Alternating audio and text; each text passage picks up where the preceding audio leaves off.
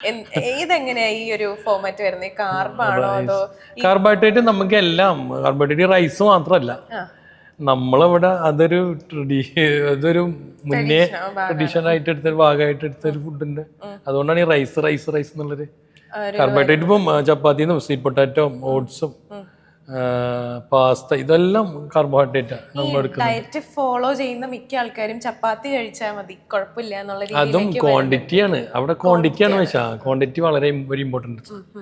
എത്ര ഇപ്പം 100 ഗ്രാം ആകുമ്പോൾ എത്ര കാർബോഹൈഡ്രേറ്റ് കിട്ടി എന്ന് നോക്കണം നമ്മൾ. എത്ര ഗ്രാം കാർബോഹൈഡ്രേറ്റ് വരും. ഫാറ്റ്സ് എടുക്കുകയാണെങ്കിലും എത്ര ഗ്രാം ഫാറ്റ്സ് വേണം. പ്രോട്ടീൻ എടുക്കുകയാണെങ്കിലും എല്ലാം മെഷർമെന്റ് വളരെ അതിന് വളരെ ആക്യുറേറ്റ് ആവണം.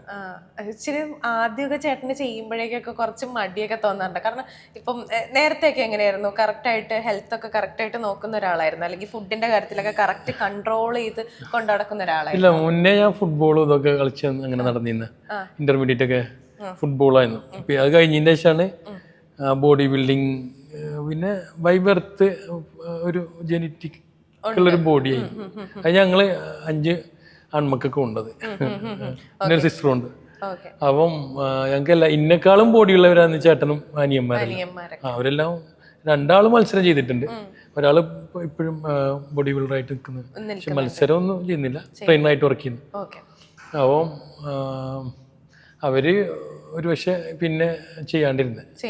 ഞാനിത് പലവട്ടം ബ്രേക്ക് ചെയ്തിട്ടുണ്ട് കേട്ടോ. ഞാൻ ബ്രേക്ക് ചെയ്ത് വീണ്ടും സ്ട്രഗിൾ ചെയ്തിട്ട് കയറി വന്നത്. ചേട്ടൻ വർക്കൗട്ട് നടക്കട്ടെ, ഞാൻ അതിന്റെ ഇടയിൽ ചോദിച്ചോളാം. കാരണം എന്താ പറയാ, കറക്റ്റ് ഷെഡ്യൂളൊക്കെ വെച്ചിട്ടായിരിക്കുമല്ലോ വർക്കൗട്ടും കാര്യങ്ങളൊക്കെ ചെയ്യുന്നത്. അപ്പോൾ വർക്കൗട്ട് നടക്കട്ടെ, ഞാൻ അതിന്റെ ഇടയിൽ ചോദിക്കാം.